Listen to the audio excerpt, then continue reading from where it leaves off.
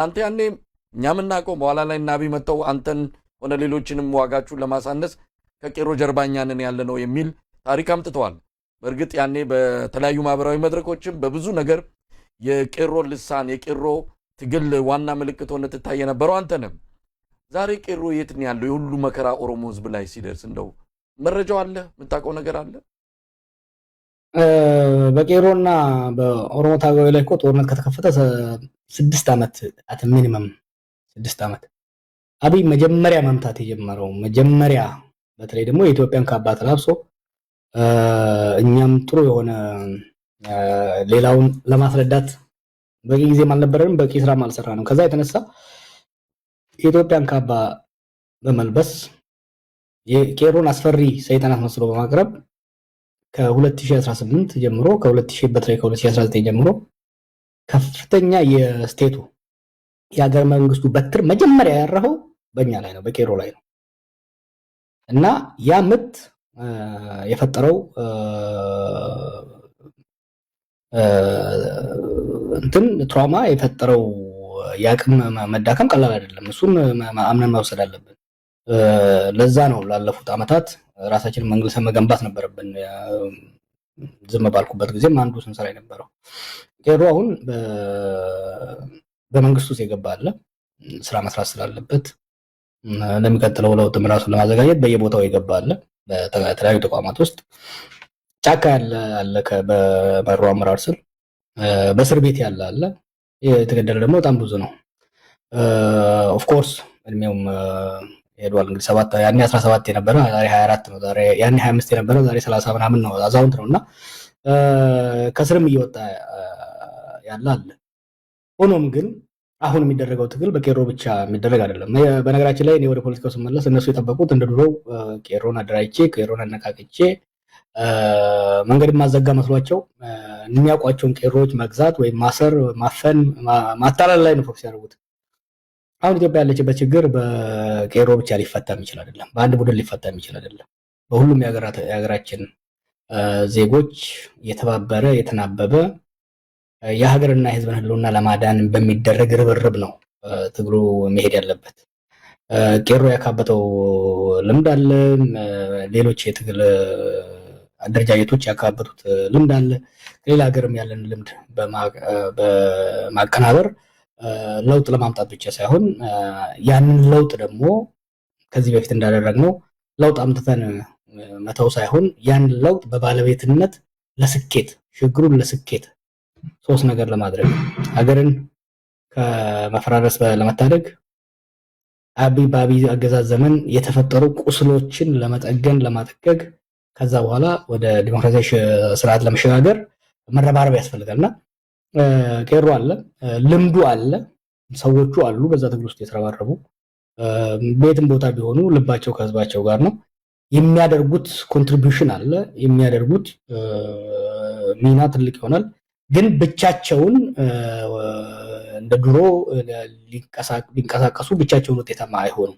ምክንያቱም ችግሩ ቅድም ብያዋለሁ፣ ያኔ እኮ የታገልነው መንግስት ነበረ፣ የስርዓት መሻሻል ነው። እንደውም የስርዓት ለውጥም እኮ አይደለም፣ የመንግስት ለውጥ ሪጂም ቼንጅም እኮ አይደለም። ያኔ የጠየቅነው ስርዓት ነበረ፣ መንግስት ነበረ፣ ዲሞክራሲያዊ እንዲሆን የታገልነው እኩልነትና ፍትሃዊነት እንዲመጣ ነው።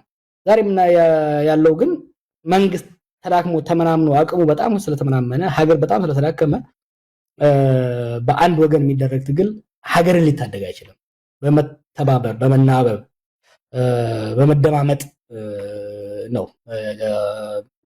ጫካ ነፍጥ አንግቦ ጫካ ያለውም በየመንግስቱ ተሰግስጎ አንገቱን ደፍቶ ያለውም የዲያስፖራ ተበትኖ ያለውም ተደማምጦ ለውጥ ማምጣት ያ ለውጥ ደግሞ እንዳይጨናገፍ እንዳይጠለፍ ከሀዲዱ እንዳይወጣ ለመጠበቅ ሁሉም ልምዳችንን ማስተማር ያስፈልጋል።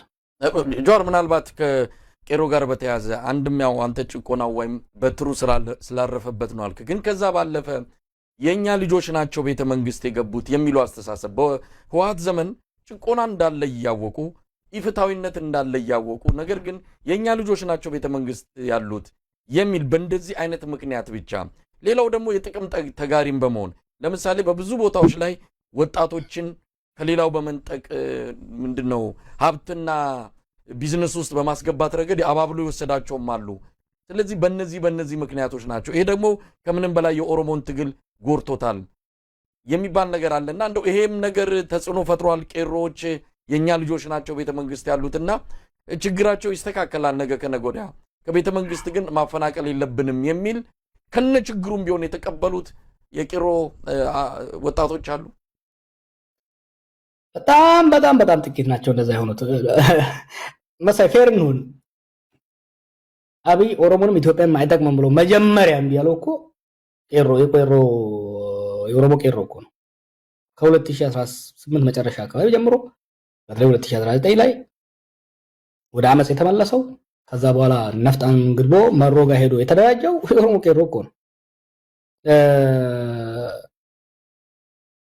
መጀመሪያ ላይ ለማን እና ገዱን ተማምኖ ለውጥ ይመጣል ብሎ አስቦ ነበር። አብይን በሰስፒሸስ ላይ የተቀበለው ግን እነ ለማ ኢንዶርስ ስላደረጉት ኦኬ የሚል ስቲኒዮ የሚል አይነት አመለካከት ነበር።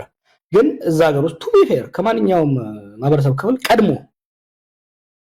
ይሄ ሰው የአመራር ብቃት የለውም፣ የኦሮሞን ህዝብንም ሆነ የሌሎች ህዝቦችን ጥቅምና መብት ሊያስከብር አይችልም ብሎ ያመፀው በትር መሳሪያ የሚያነሳው ዛሬ ኮኤል የምንለው አብዛኛው ቄሮ ነው። እሱን እንትን ማድረግ የተወሰኑ አሉ። ግን አንተ የምትላቸው ወጣቶች ቄሮዎች አይደሉም። ቄሮ ማለት ዝም ብሎ ወጣቶች ብቻ አይደሉም። ይሄ በነገራችን ላይ ብዙዎቹ አሁን ይሄ ተረኛ ነን ባለጊዜ ነን ብለው ጎና ላይ የሚያወደረድሩት ድሮም የወዴት ተላላኪ የነበሩ ናቸው። ድሮም የደህንነት መስሪያ ቤቱ ኢንፎርማንት የነበሩ ናቸው። አይ ካን ኔም ኔምስ። የቄሮ ትግል አካል ሆነው ከዲያስፖራ የተመለሱ የተወሰኑ አሉ። ተሳክቶላቸዋል። ከዲያስፖራ የተወሰኑና መሳብ እነሱንም ራሱ ተጠቅሞባቸው እኛ ላይ ያዘምቷቸው ተፍቷቸዋል። አሁን ጊዜ የሉም እነሱ። ሀገር ቤት ግን በሚገርብ መልኩ ይሄ ስርዓት የኦሮሞን ህዝብ ይጠቅማል ብለው የተገዙ በጣም ጥቂት ናቸው። ሆኖም ግን ካለው የኑሮ ውድነትና ካለው የሀገራችን ኢኮኖሚ ቻና አንፃር ጎንበስ ብሎ ስራ ይዞ ተመሳስሎ የሚኖር ብዙ አለ። ተመሳስሎ የሚኖር ይሄ ስርዓት ግን የኦሮሞን ህዝብ ጥቅም ያስጠብቃል ብሎ ያሰበ በጣም ጥቂት ነው። ይኸውልህ ፌዙ እኮ ነበረ ወደ ኋላ ለማ የኦሮሚያ ፕሬዝዳንት በነበረበት ወቅት በተወሰነ ደረጃ ቄሮዎች ወደ መንግስት ገብተው ነበር። ለማ ከኦሮሚያ ከተነሳ በኋላ የማስወገድ የመመንጠር ስራ ነው የተሰራው እና መልሶ ከዛ በፊት አሮጌ ኦህዴድ የምንለው መልሶ የመሰክሰክ ስራ ነው የተደረገውና አሁን እነሱ ብዙዎቹ አሁን ቄሮ የሚመስሉት ከተማን የሚያጣብቡት በየመናኸሪያው ሰው ሲዘርፉ የነበሩ የትግሉ አካል ያልነበሩ ኢንፋክት በደህንነት መስሪያ ቤቱ ስር ተደራጅተው ሰው ሰልፍ ሲወጣ ሰውን ሲደበድቡ ሲበጠብጡ የነበሩ ልጆች ናቸው። አሁን በወጣት ስም ወይም በቄሮ ስም የሚታዩት አብዛኛው ቄሮ ግን ወደዛ አልተቀላቀለም። ኢንፋክት አብዛኛው